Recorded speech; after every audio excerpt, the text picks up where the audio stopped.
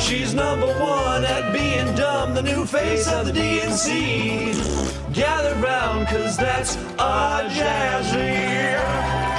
Yeah, baby. Jasmine Crockett's got another hot take. No blacks and whites on a wedding cake. The Democrats' new chosen one, Jasmine Crockett, is in the news again for an old clip where she attacked Florida Rep. Byron Donalds for marrying a white woman. Greg Gutfeld just obliterated Jasmine Crockett on live TV. It was absolute chaos. With razor-sharp wit and a venomous edge, Gutfeld shredded her entire performance until she was left flustered and lost. This wasn't a friendly exchange of ideas. It was a full-blown public dismantling that left jaws on the floor. Crockett showed up with rehearsed lines and camera-ready drama, but Gutfeld came armed with pure fury and unstoppable confidence. The crowd didn't just react, they erupted with shock and laughter. Within minutes, social media went nuclear, spreading clips like wildfire across every platform. If politics ever felt tame before, this moment shattered that illusion completely. Unfiltered drama took over the airwaves, and Crockett never even saw the blow coming. It was brutal and unforgettable. Or literally, it's because you married a white woman and so you think that whitewashed you. That's not very woke, is it? Of course, Crockett isn't the only Democrat who's opposed to interracial marriage, or else more Democrats would have voted for this one. Racist! Greg Gutfeld doesn't debate, he devastates. Small talk isn't in his playbook, and polite exchanges are nowhere in sight. He slices through nonsense like a high-voltage buzzsaw, dripping with sarcasm, precision, and ruthless charm. So when Congresswoman Jasmine Crockett strutted into the spotlight with her usual dramatic flair and thirst for headlines, a fiery collision was bound to happen. And when it did, it hit like a thunderclap. The second Crockett tried to turn house theatrics into her personal stage show, she sealed her fate. She walked in expecting a safe sparring match, but Gutfeld doesn't do soft punches. He came armed with truth, timing, and firepower. Plantation. Tyrus, I go to you for no particular reason. Is she making any point there?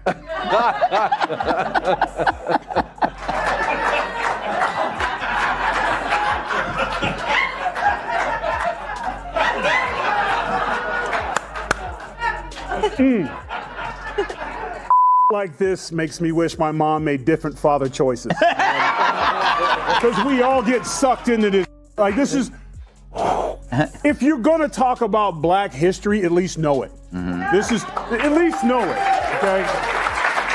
If you're enjoying this breakdown, don't forget to subscribe. It's about to get intense. Instead of a calm debate, she marched straight into the lion's den, unarmed, overconfident, and completely outmatched. Crockett has never been known for depth or substance. She's more of a performer wearing a politician's mask. Her specialty? Drowning out opponents, dropping trendy buzzwords, and turning tantrums into TikTok gold. Her career has been a whirlwind of fiery outbursts, viral one-liners, and spotlight-chasing chaos. To her fans, it's passion. To everyone else, it's empty noise dressed as leadership. But it goes back to, that was 45 seconds of some of the, like, Kamala, you good right now. That was some of the dumbest I ever heard in my life. Here's the thing. This goes back to what we talked about earlier. They never have a solution. Just listen to your dumbass talk. You want to talk about agriculture? Why don't you fix the lottery? Why don't you make it easier for people who want to come into this country to work in agriculture and equitation and factories? Get rid of the lottery. Open it up. Talk to the president. Like, hey, we got a plan. We want to make it easier for people who can vet and come in and work in this country. Come up with an idea. Besides, any of y'all want to pick cotton? We're like, we're in suits in the middle of the Midwest. Why would we pick cotton? It's like the extreme stupidness of what she speaks. I'm so angry right now. But Gutfeld doesn't waste breath on noise. He slices straight through it with sniper-level sarcasm and that sly grin that screams, I already know how this ends, and you won't like it. So when Crockett unleashed her latest spectacle, a cocktail of race-baiting, deflection, and recycled theatrics, he wasn't there to discuss policy. He came to destroy the performance. And he did it masterfully. With biting humor and brutal precision, Gutfeld painted the picture everyone else was too afraid to say out loud. Jasmine Crockett isn't a serious leader. She's a walking headline factory, a storm of staged outrage and empty theatrics parading as politics. She's so rotten, she wants migrants picking cotton. We present to you Democratic Congresswoman Jasmine Crockett, who made this shocking argument why America needs immigrants. Roll it, Alfred. So I had to go around the country and educate people about what immigrants do for this country, or the fact that we are a country of immigrants. Right. The fact is, ain't none of y'all trying to go and farm right now. Okay, so I'm lying. Raise your hands. When the wheels fall off. You're not. We done picking cotton. We are. You can't pay us enough to find a plantation. She wasn't asking questions. She was performing rehearsed speeches. She wasn't defending her beliefs. She was fishing for applause with recycled punchlines and dramatic pauses. And in Gutfeld's arena, that's the lowest form of political theater imaginable. His takedown wasn't loud. It didn't need to be. It was sharp, deliberate, and dripping with controlled disdain. Gutfeld didn't shout, he simply held up a mirror, and what stared back was brutal, empty slogans, glaring hypocrisy, and fragile logic barely holding her act together. This wasn't just another clash, it was a reckoning. Crockett built her name as the self-crowned queen of committee chaos, thriving on viral outrage and made-for-TV outbursts. Every gesture, every fake tantrum, every buzzword built to bait the cameras, he exposed them all. Gutfeld didn't just challenge her theatrics, he dismantled them piece by piece, torching her entire persona under the spotlight with cold precision and savage wit. Kilmeade, she's getting to be the face of that party. I know, thanks to your show. Yeah. I don't know what's more popular, this or The View on Gutfeld. But a couple of things. Did you see, at first I thought she was doing it for comedic purposes, but you watch back, nobody had a response. They didn't know what the hell she was talking about. And she's like, oh, really? Farming? Yes, it's called eating, farming. America's got the best farmers in the world. There's glory in doing it. People do it, and the people don't do it by hand anymore. This isn't 1820.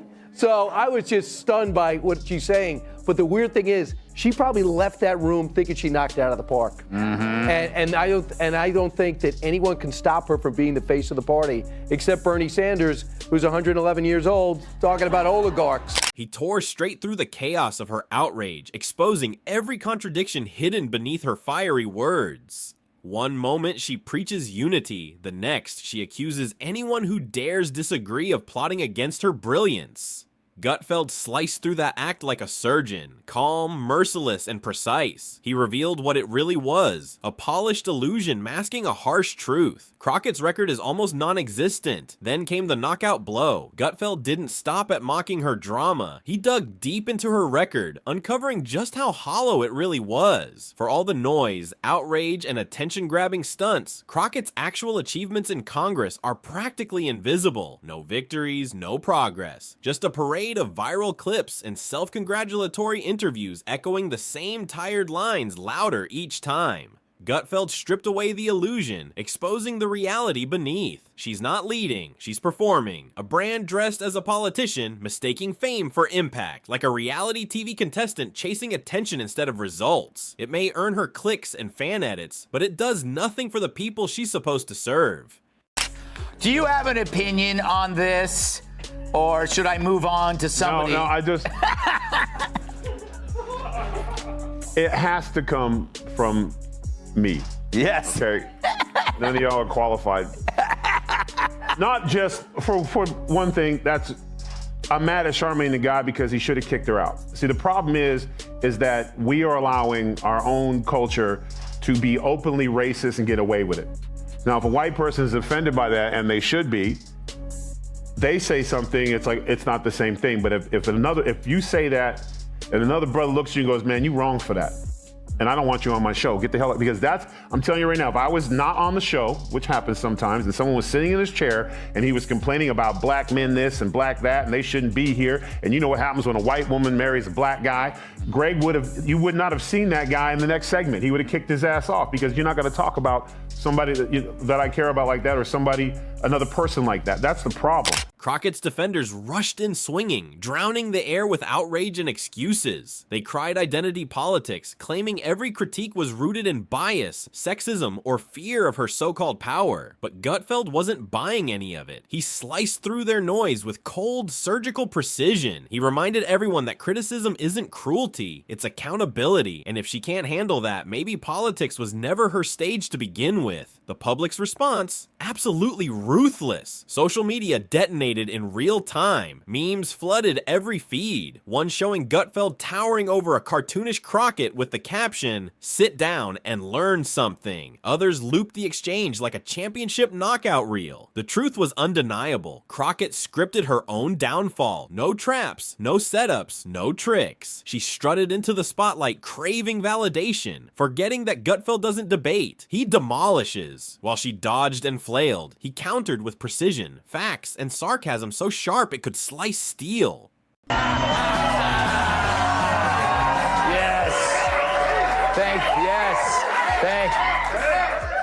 Yeah, all right, stop it. Although I must say you have great taste. Happy Wednesday, everyone. Oh, man. Okay. It was like watching someone try to fight a wildfire with glitter. Flashy, pointless, and doomed from the very start. Even her loyal supporters began to drift away, realizing fast that this was a disaster they didn't want their names attached to. Gutfeld wasn't just dismantling one rant, he was ripping apart an entire style of performance-driven politics that Jasmine Crockett embodied. He exposed the new breed of lawmakers who think trending hashtags can replace real leadership, and he did it with humor so sharp it demanded attention. Then came the ultimate knockout. After shredding her arguments, mocking her theatrics, and exposing the hollowness of her record, Gutfeld landed the final blow. A powerful reminder of what genuine leadership means. It's not about shouting louder or mocking critics. It's about showing up, doing real work, and making real change. Not chasing fame, not begging for clicks. Crockett learned that when you trade effort for attention, someone like Greg Gutfeld is waiting in the shadows, ready to torch your act, expose your game, and do it all with a smirk that says, "I told you so." Jesse, they called Musk a Nazi, and next thing you know, you got swastikas on cars. They called Trump Hitler and a Nazi and a fascist, and he got shot. So I don't really ever see that happening on the Republican side when we make fun of Democrats. It's also about the supporters. It's not just the leaders. It seems like Democrats are easily programmed to do bad things. Yes, they are. They're very easily programmed, Greg. I made you say that. This wasn't just a takedown, it was a live warning sign flashing in real time. Greg Gutfeld didn't simply destroy Jasmine Crockett's act, he turned it into a masterclass for every politician addicted to online applause. For those who think volume equals influence, or that viral tantrums count as policy wins, Gutfeld just scribbled across their playbook with a bold, sarcastic message. We see you, we're tired, and we're not impressed. Because let's be honest, this wasn't a debate. It wasn't even close. It was the intellectual equivalent of an ambush at a vegan buffet, with Gutfeld barging in, holding a rack of ribs and a grin that said, "Game over." Crockett tried to whip the crowd into frenzy with buzzwords and emotion, but her argument fell apart faster than a paper boat in a storm. This time, the crowd saw it clearly. No applause, no sympathy, just the painful silence of secondhand embarrassment. It was the kind of silence that screams louder than words, the kind that burns when someone's act collapses right before their eyes. First they cursed, now they thirst for blood. Jasmine Crockett is upping her temper tantrums, now saying the only way Democrats can win elections is by throwing hands. I think you punch. I think you're okay with you okay with punching. It's Ted Cruz. I mean, like, this dude has to be knocked over the head, like, hard, right? Crockett scrambled to recover, flailing like a short-circuiting robot, tossing out buzzwords like systemic oppression, voice of the people, and the ever-classic, "Let me finish." But every line bounced off Gutfeld's calm smirk like raindrops on armor. It was like watching someone try to put out a fire by yelling at it. Chaotic, desperate, and hilarious all at once. Meanwhile, Gutfeld stayed unshaken, cool as ice, like a man already planning his lunch order. He didn't need to shout. His takedown was so clean and steady, it almost sounded polite. Thank you for your outrage. Please hold while we transfer you to someone who cares. It wasn't just victory, it was mastery. He glided through the chaos effortlessly, unbothered, and in control. You could almost hear elevator music playing in his head while Crockett's pride crumbled on live TV. And the audience? They weren't just watching, they were living for it. Every jab Gutfeld threw landed like fireworks in a room full of fragile egos. Laughter erupted, cameras zoomed in, and Crockett's so-called moment of power turned into a front-row lesson on what happens when noise meets reality. Now, she claims that she wasn't talking about Abbott's wheelchair at all.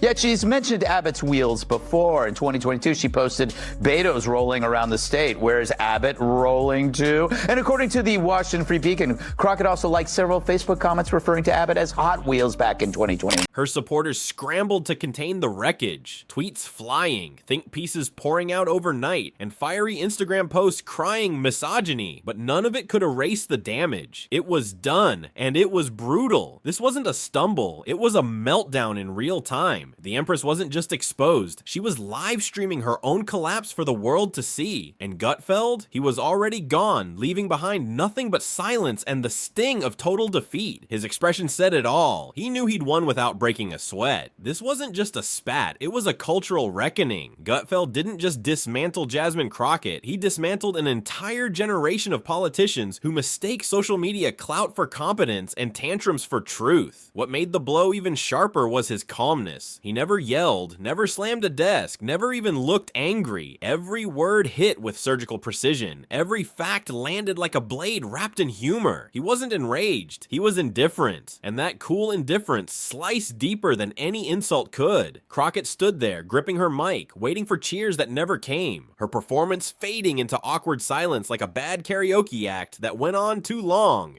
How long is she gonna keep this thing that she wasn't talking about, the wheelchair? Yeah. Come on, babe, you know you're full of and all that, Jasmine. I think what happened was AOC was like, you guys, I need to triangulate and be serious now because I'm going to be a senator. So someone has to be a talking attention whore. Who's it going to be? And Jasmine raised her hand and goes, excuse me, Congresswoman Cortez, I speak jive. What it is, mama.